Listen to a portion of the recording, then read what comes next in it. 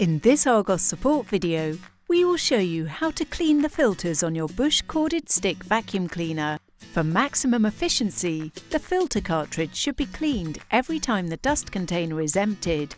Firstly, switch off the vacuum and disconnect from the mains supply. Next, press the dust container release button and remove the dust container from the vacuum body. Firmly pull the filter cartridge out of the dust container. Tap the filter cartridge against a dustbin to remove most of the dust. Slide the air inlet filter from the holder. Then, rinse the inlet filter and filter cartridge under water until the water runs clear. Allow the filters to fully dry before refitting. Finally, slide the inlet filter back into the holder and refit the filter cartridge into the dust container. You can now reattach the dust container onto the vacuum.